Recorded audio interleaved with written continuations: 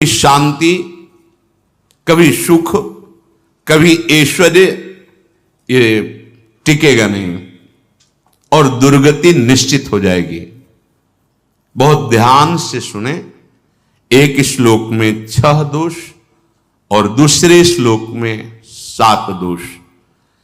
उपासक को कभी इन दोषों को अपने अंदर टिकने नहीं देना चाहिए।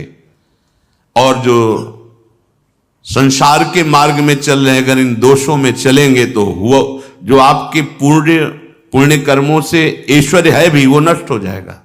आप दुख, चिंता, शोक से ग्रसित होकर बड़ा दुख में जीवन व्यतीत करेंगे और आपकी गति बिगड़ जाएगी, दुर्गति हो जाएगी।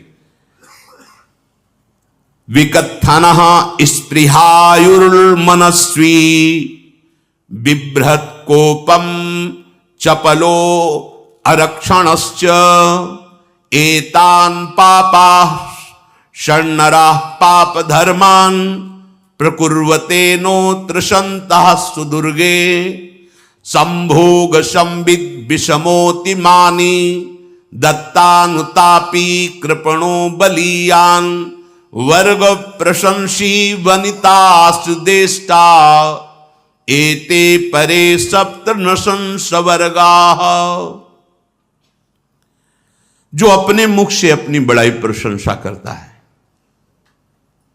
ये 13 लिख लो दिमाग में, डायरी में, क्योंकि ये नोट हो रहा है, आवाज डाली जाएगी, आप बार बार सुन, इनसे बचिए। अपनी बड़ाई, अपनी प्रशंसा कभी अपने मुख से नहीं करना, नहीं तो आपके पुण्य नष्ट हो जाएंगे, बुद्धि भ्रष्ट माने गिर जाएगी। अगर परमार्थ में चल रहे हैं तो भी, और व्यवहार में तो पुण्य नष्ट हो ही जाएंगे। बुद्धि गिरी हुई तभी ऐसी बात होती है। और यह दोष बहुतायत है, ये बहुत प्रभावशाली है, अपनी बड़ाई मारना। इसको देख लो, पकड़ो, सत्संग है। अपने मुख से कभी अपनी बड़ाई ना करना। अगर कोई अपने मुख से अपनी बड़ाई करता है तो उसके सुकृत नष्ट हो जाते हैं, बुद्धि भ्रष्ट माने गिर जाती, पतित हो जाती है, फिर निर्णय ठीक नहीं। अगर हमारा सारथी, हमारा ड्राइवर मूढ़ हो तो कहीं भी हमको गिरा देगा, तो वो बुद्धि भ्रष्ट मतलब गिर जाती है, निर्णय करने लायक नहीं रहती। अपनी प्रशंसा अपने मुख से करना। दूसरा, लोलुपता, ये वृत्ति नहीं होनी चाहिए। धर्म से चलेंगे, धर्म के द्वारा जो हमें प्राप्त होगा उसी से हम अपना भरण पोषण करेंगे। आपके बच्चे स्वस्थ होंगे, बुद्धिमान होंगे, परिवार में बहुत सुख और शांति होगी, भले दीपक की तरह जलो, बहुत काल तक रहेगी। लक्ष्मी जी भी आपके घर में बहुत काल, हम ये नहीं कहते कि बहुत नहीं, जितनी है बहुत सुख शांति से चलोगे। अगर लोलुपता करोगे, हिंसा, छल कपट, व्यभिचार, चोरी, ऐसे धन आ जाए, वो आएगा, लेकिन वो हाइलोजन की तरह आएगा, एकदम प्रकाश और फ्यूज, बिल्कुल अंधकार करके जाएगा। देख लेना, तुम्हारे जो सुख के हेतु हैं, तुम्हारा शरीर, तुम्हारे बच्चे, तुम्हारी पत्नी, तुम्हारा परिवार, उसको देख के तुम रात दिन जलोगे बिना आग के। ऐसे उनके आचरण होंगे, ऐसे उनके अंग होंगे, ऐसे उनके दिमाग होंगे, ऐसा उनका व्यवहार होगा। ये लोलुपता अगर उपासक में या किसी में है तो उसको नष्ट कर देती है। सावधान। तीसरा, यदि आपका अपमान होता है तो आपको उसे सहन करना होगा, उससे आपके पाप नष्ट हो जाएंगे। जो तनिक सा भी अपमान होने पर बहुत क्रोध करके दूसरे का अपकार करने लगता है, ये आपका पतन करा देगा, ये आपको फंसा देगा, हृदय जलेगा, अर्थव्यवस्था नष्ट होगी, पूरा परिवार दुखी होगा। जरा सा अपमान की संभावना में आप किसी से भी भिड़ गए, किसी से भी, वो ये प्रवृत्ति आपका पतन कर देगी। उपासक में तो अपमान सहना अमृत है, नीचा अपमानम शुद्धा, पर व्यवहार में भी ज्यादा उत्तेजित मत होइएगा। ये तो कुछ मिनट की बात है, अगर आपने उसे मारा पीटा, रिपोर्ट हुई कानून की, ओ फंसते चले जाओगे, अर्थ जाएगा, समय जाएगा, चिंतन जाएगा, बहुत तरह से हानि हो जाएगी। अगर आप सह गए तो आपका सहना उसके लिए आग बन जाएगा। उमा क्षमा साप होते भारी, तुम्हें दंड देने की जरूरत नहीं, उसका एक कर्म ही उसे दंड दे देगा। आप शांत हो जाइए, आप सत्संगी हैं, आप शांत रहिए। चौथा, निरंतर क्रोध और उसका चिंतन।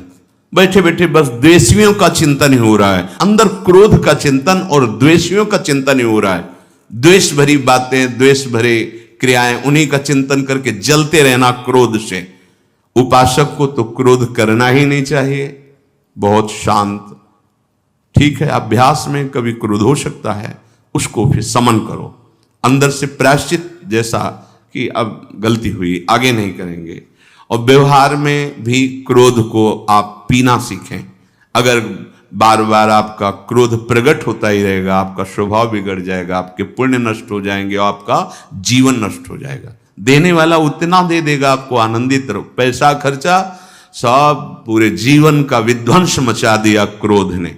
कहीं भी आप देखो, किसी से क्रोध करके देखो, फिर देखो तुम्हारा भजन चल रहा है, तुम्हारी वो आनंद वृत्ति है नहीं, जलोगे और वो जलन और गुस्सा दिलाएगी और वो बैठे बैठे जलो नहीं। ये क्रोध जो है, ये चाहे व्यवहार में हो चाहे परमार्थ में, दोनों की हानि करने वाला है।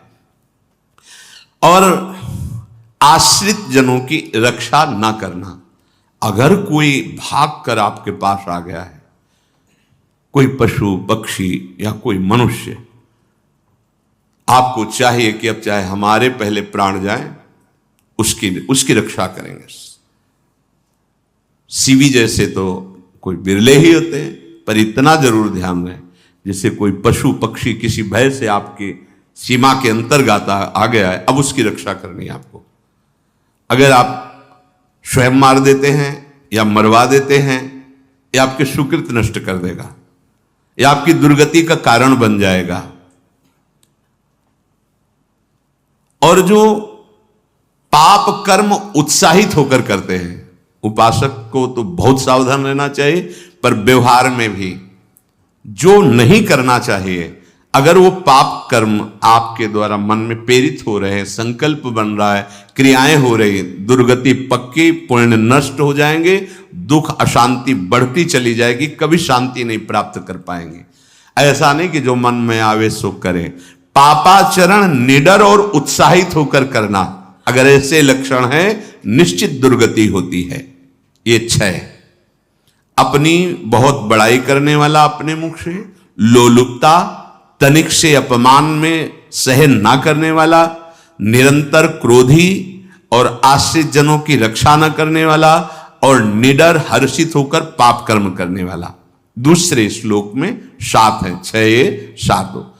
1, संभोग का ही चिंतन करना, संभोग में ही मन लगाना, संभोग दूसरी स्त्रियों के साथ करने की भावना रखना। संभोग, पहला है संभोग। रात दिन बैठे बैठे बस यही चिंतन करना, गंदी बातों का, गंदी बातें देखना, गंदी बातें सुनना, गंदी बातों का चिंतन करना। फिर अन्य माताओं बहनों के प्रति काम दृष्टि से देखना, कोई आ जा रही है तो दृष्टि से, काम भाव से देखना, भोग बुद्धि से देखना, निश्चित पुण्यनाश दुर्गति। बड़े बड़े उदाहरण इतिहास में हैं जिन्होंने ऐसा दृश्य नेत्रों से देखने की चेष्टा की, मन में संकल्प किया भोगने का, नष्ट हो गए, चाहे वो कितने बड़े प्रतापी हो। ये दुर्योधन कोई साधारण थोड़ी है, भगवान व्यासदेव जी के द्वारा ही तो लो, भगवान व्यासदेव जी ही इसकी उत्पत्ति का कारण है। आप देखो, इतने महान पुलस्त जी ही उत्पत्ति का कारण है रावण की। बस ये ऐसे दोष हैं जिनके कारण जीव नष्ट हो जाता है। ठीक है, धर्मयुक्त काम भगवान ने आदेश किया है, आपका पाणिग्रहण संस्कार हो गया है, संतानोत्पत्ति की भावना से कुछ पवित्र तिथियों का त्याग करते हुए चर्चा में हुई है। एक नियम है, एक आदेश है शास्त्र का। आप बहुत काम प्रवृत्ति वाले हैं तो प्रत्येक मास में जब माताएं बहनें पवित्र हो जाती मासिक धर्म से, तो जिनका पाणी ग्रहण आपने किया, जो पत्नी स्वरूप है, वो ठीक है। वहां भी बार बार के लिए व्यभिचार प्रवृत्ति के लिए शास्त्र आदेश नहीं करता, संयम पूर्वक, और उसका चिंतन नहीं करना। पाणी ग्रहण संस्कार है, घर में विराजमान है, एक संयम एक नियम के अनुसार उसका चिंतन तो फिर भ्रष्ट कर देगा। चिंतन प्रभु का करना है, चिंतन प्रभु की सेवा जो आपके कर्तव्य, इसके चिंतन से बचो। घातक है, बहुत बड़ा जहर है। अगर विषय चिंतन होने लगा तो मरोगे, जिंदा जलोगे, दुर्गति भी होगी। ये अंदर की जो आग है ना, कामाग्नि, ये इतनी बढ़ती चली जाएगी, तुम्हारे होश खराब हो जाएंगे कि मुझे क्या करना चाहिए क्या नहीं करना चाहिए। कुआ मदांधो मदनातुरोवा, अंधा हो जाएगा, नहीं दिखाई देगा अनुजा तनुजा क्या है कौन है, कुछ नहीं, भ्रष्ट बुद्धि। संभोग का चिंतन नहीं। धर्मयुक्त काम आदेश है शास्त्र में। यदि आप प्रवृत्ति मार्ग में हैं तो अपनी पत्नी को जो पाणी ग्रहण स्वीकार किया है, वहां भी पवित्र तिथियों का त्याग करते हुए, एकादशी है, रामनवमी है, नव दुर्गा है, जन्माष्टमी है, राधाष्टमी, जो पवित्र तिथियों का त्याग करते हुए, और ऐसे जो मर्यादाएं हैं उसके अनुसार, और कहीं पराई स्त्री के साथ संभोग की बात निश्चित दुर्गति पक्की है। ऐसे ही माताओं के लिए है, स्त्री शरीर के लिए है। यदि वो ऐसी गलत चेष्टा, तो पतिवंचक परपति रति करई, रौरव नरक कल्पसत परई। ये भोग चिंतन से बचने की चेष्टा कीजिए तो क्रिया से अपने आप बच जाएंगे। क्रिया के पहले चिंतन होता है, चिंतन से ही क्रिया का आवेश आता है। चिंतन संभालिए, इसी से भगवत प्राप्ति होती है, चिंतन से, और इसी से दुर्गति भी होती है। अनन्यश्चिन्तयन्तु माम, भगवान चिंतन कह रहे मेरा करो, कर्तव्य कर्म मेरे को समर्पित करो। अब जब चिंतन संभोग का होगा तो बुद्धि भ्रष्ट हो जाएगी। ये जो राक्षसी प्रवृत्तियां सुनने को मिलती है ना, कि ऐसा हुआ, वो देखा सुना और चिंतन किए, अब इतनी राक्षसी वृत्ति आ गई कि बस अब उनमें और राक्षसों में कोई अंतर नहीं रह गया। दूसरा, विषमता रखने वाला, सबके साथ बर्ताव ऐसा कि मैं बहुत श्रेष्ठ हूं और दूसरे सब नहीं, ऐसा व्यवहार नहीं। सब भगवत स्वरूप हैं, समान व्यवहार। जैसे आपके भोजन है तो जो आप पा रहे हो वही सबको दीजिए, बैठने की व्यवस्था, उठने की व्यवस्था, क्रम बाय क्रम, पर उसको भी नीच भाव से मत देखिए। उस कोटि का उसको प्यार दीजिए, दुलार दीजिए, सम्मान दीजिए। इतनी विषमता ना फैलाते रहें अपने जीवन में कि आप सबके निंदा के पात्र बन जाए। विषमता नहीं, सबको प्यार। हाँ ठीक है, पुत्र का अलग प्यार है, भाई का अलग प्यार है, पिता का अलग प्यार है, पर हमारा व्यवहार प्रीति युक्त होना चाहिए, विषमता भरा नहीं होना चाहिए। अगर हमारे चित्त में विषमता ही रही तो संसार है, प्रभु नहीं है। जीत विषम संसार कीर्ति जग बिस्तरे। जो विषमता पर विजय प्राप्त कर लेता है वही भगवत प्राप्ति का अधिकारी। ये विषमता बहुत बड़ी हानि है। तीसरी बात, अत्यंत मानी होना। जहां आपके प्राण कमजोर होंगे, पुण्य नष्ट होगा, आयुश्री सब नष्ट होना है, ऐसे आचरण करवाएगा गुरुजनों के साथ, महापुरुषों के साथ। ये बहुत नीच प्रवृत्ति है। अत्यंत मान प्रियता, मुझे सम्मान मिले, उत्तम प्रवृत्ति है। सबको मान देना, स्वयं अमानी रहना। चौथा, दान देने की बात कह के मुकर जाना या दान देकर पश्चाताप करना।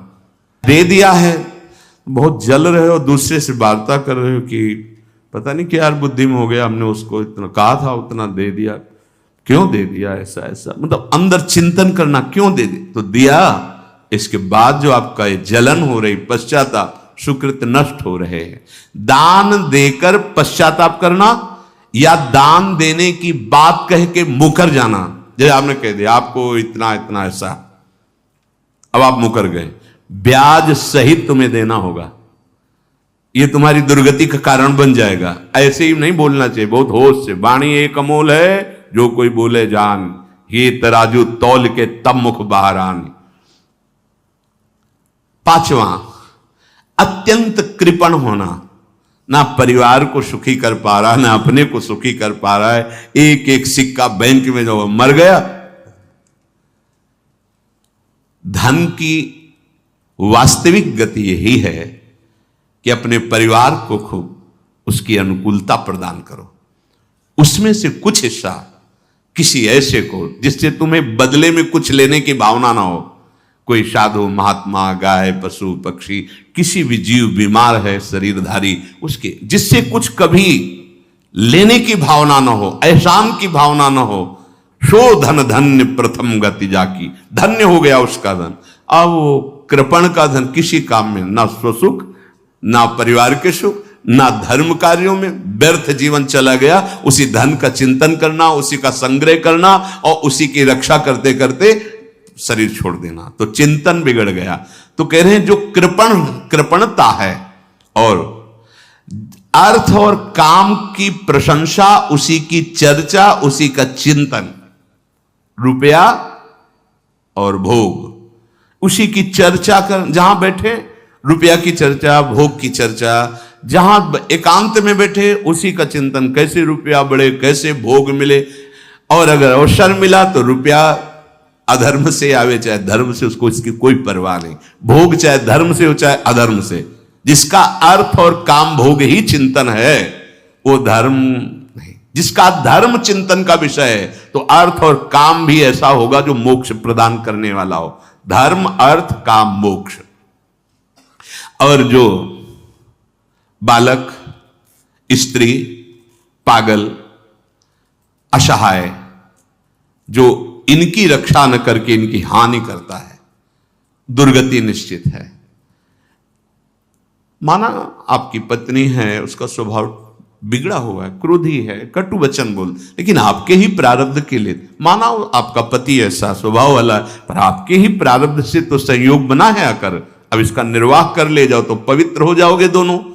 और अगर झगड़ा और लड़ाई और मारपीट और कहीं हिंसा आदि के रूप में उतर गए तो फिर और करनी बिगड़ गई।